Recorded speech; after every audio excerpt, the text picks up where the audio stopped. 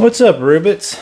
Here in my little robot factory, little big robots here. I'm going to be checking out this cool new toy that I have. If you like little versions of big things or just kind of cool little detail things like action dolls and all sorts of cool stuff and robots, that's primarily what this show is about, this channel is about. Subscribe. Trying to get to 4K. Let me see if I can get my mic here a little bit better. Sorry about knocking it about there. So anyway, I'm going to check this one out today. Big Bad Toy Store will often have sales, and you'll see these random companies. Who's that? Roar Mecha, who release cool mecha bots and stuff, and I have no idea what they are. So they'll often be really expensive. I'm talking, you know, anywhere from $50 to $100 and something for a small, pretty small little 1/18 scale sometimes. And I've discovered that they're often really cool, but you just wait for them to go on sale and you get them for half off and stuff like I did here. This one I looked up, and of course this is exactly what this channel's meant for. Little versions of Rubits like this. Oh, thank you for putting it in a Ziploc. That way I can just put it right back in the Ziploc. Put it back with my other instructions and books and not have to worry about it. So this is the Zarmetheus. It's like a rescue bot. So it's like a fire bot. From what I understand, really cool posability. Just a really interesting line. I don't know if it's a line or not. The problem with a lot of these that you'll see on, wow, it's got a ton. Look at the cool. It's got a ton of not customization of armor and stuff like that. But when you see this stuff, I never know the lore because it's never in English.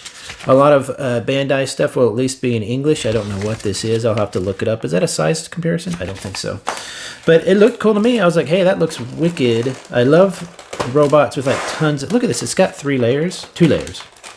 I love robots with like just details and little parts to put together and all that good stuff. And so let's get this out of the package carefully as I look through the camera instead of looking at the package.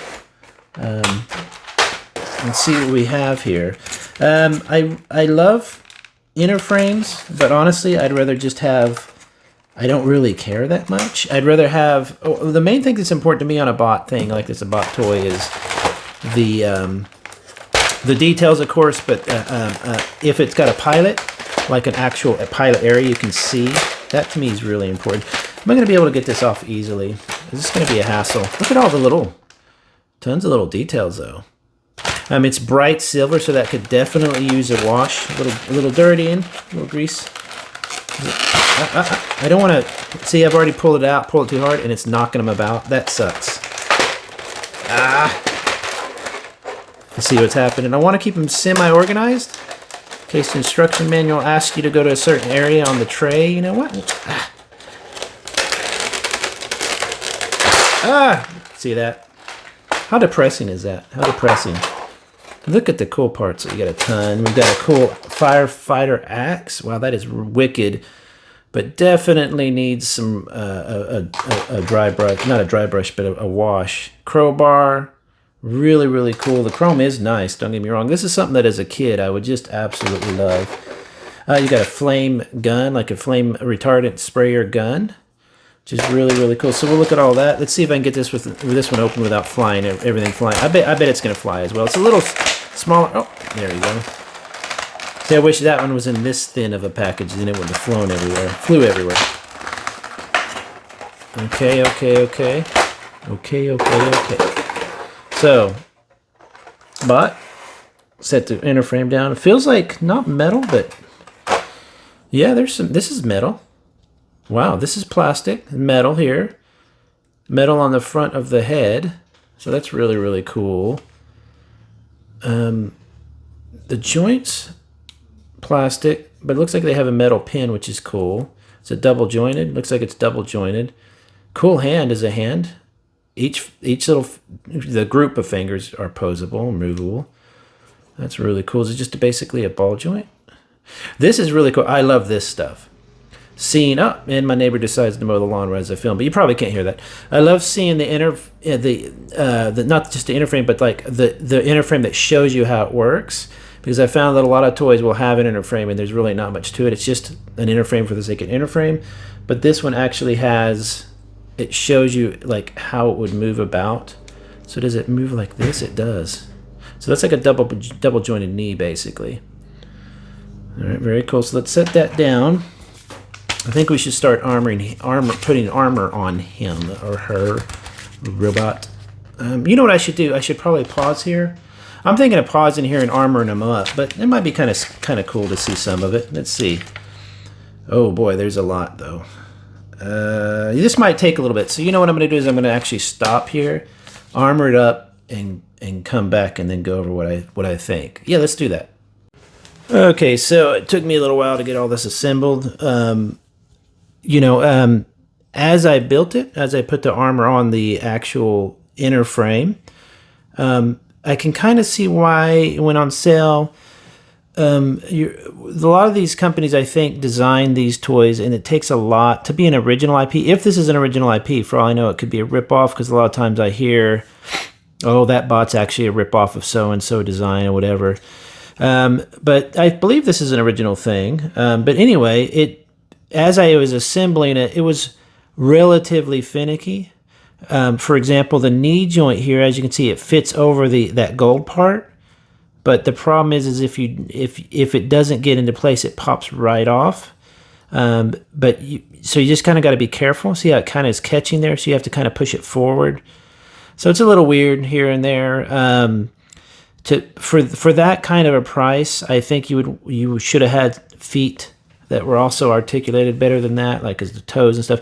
The cool thing about these little bot, random things from China and stuff I really like is they give you a ton of detail and literally what is a little version of a big robot, but it's a robot that they use in society. So this is a firefighter bot, as you can see.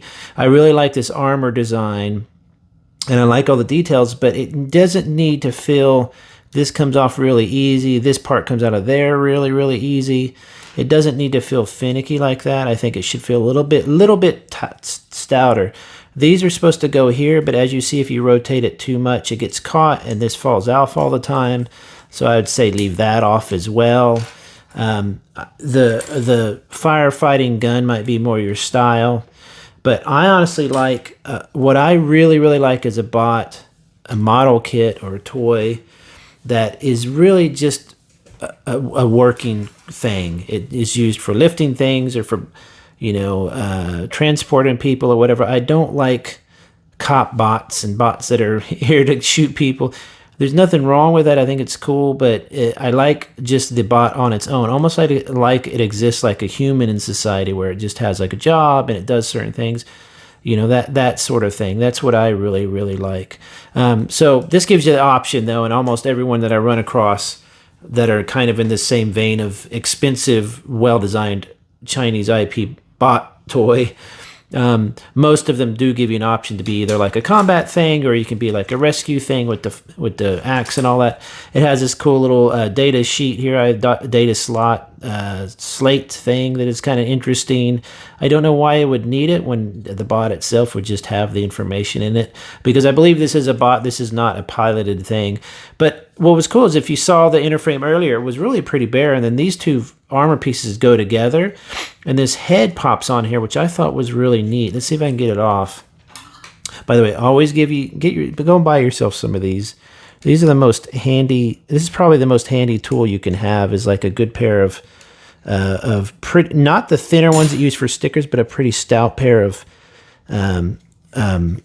tweezers like that can help you get into places. Let's see if I can actually get this off here. You wiggle it. Can I wiggle it? Let's see. Can I get under there? There we go. Little bit of whatchamacallit? What's it called when you have a fulcrum and all that stuff? Come on, man. Let's carefully do it because I don't want to break the tabs or anything. So the helmet comes off and there's the head underneath. Again, there's a piece of metal in the front of the head, which I think is interesting. And the head can fold backwards into the body. I don't know why you're doing that. Maybe you put this on there by itself. The helmet is really, really well done. Really, really nice in details. The stickers on them, if you look, Let's see if I can do this. Watch this. This ought to be pretty cool. What I can usually do, it'll switch to see, so you can get really close. If you look at the sticker there, that's a print, I guess. There's no stickerness about it. So that's really, really cool. So there's some really nice details like that, but I don't know why. Like there's those just little unexplainable things like that. Why do I want to fold the body in there? If you look here, so we're looking at the body. Where is it at? Where'd it go? Where'd it go? Yeah, you can fold the head into the body, but why when you need the?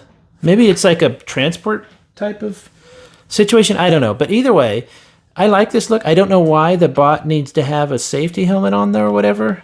It's just a bot. Like it doesn't. It can breathe smoke, I guess, or it can be around smoke.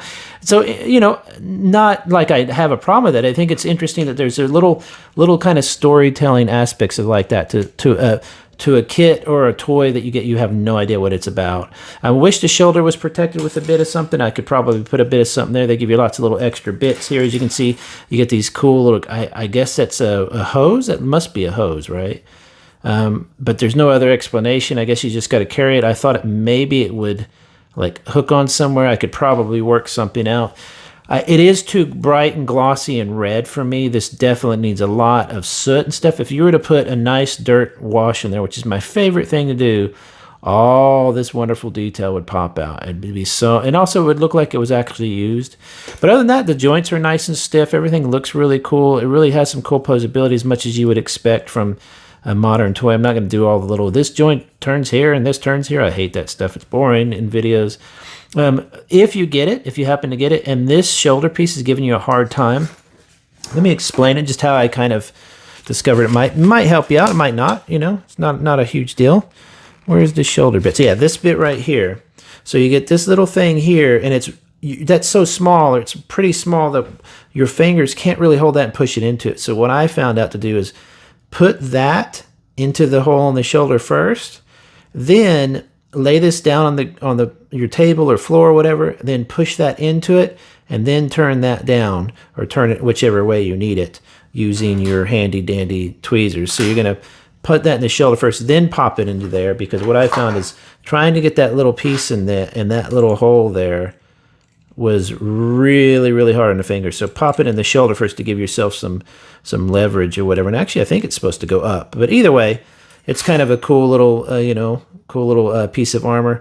It's again, it's nothing revolutionary. These kind of toys aren't ever really a revolutionary thing. What's cool about them is that they're keeping, for me, alive the spirit that number 57 used to have when it just did robots. Like just a cool, realistic toy robot that's fun to pose and play with. You don't necessarily know all the lore, and you don't necessarily care. I mean, maybe it comes from an anime or something. I have no idea, but does it matter? It's just a cool kind of robot-y thing. This is exactly what my channel's for. I love this kind of stuff. It's just fun to have. Like, I could put this in almost any scale, and it could work, because I say this all the time, when you have a robot, it can be literally this size in real life. It could be 4 inches, 5 inches tall, right? And it could work in the future sometime. Or this could be 20 feet tall, and you could have people this big. So it's just a really fun type of toy that I'd like to see more of. It's kind of hard to get into collecting because they are from China. They don't, you can't necessarily find them everywhere all the time. But Big Bad Toy Store will always have something interesting like that. And then you could, you could kind of build up a nice little collection of it. But I always say try and get these on sale if you can, because otherwise they're so expensive. But Big Bad Toy Store almost always has them around. So really, really, really cool. I love these kind of things. Check them out. You might want to go pick one of these up. Like I said, they're on sale right now at the time of this recording. I don't know if they will be whenever you go to it, but I'd say, it's definitely worth the sale price. The other price, not so sure. But anyway, have a good day, everybody. I'll talk to you later. Bye-bye.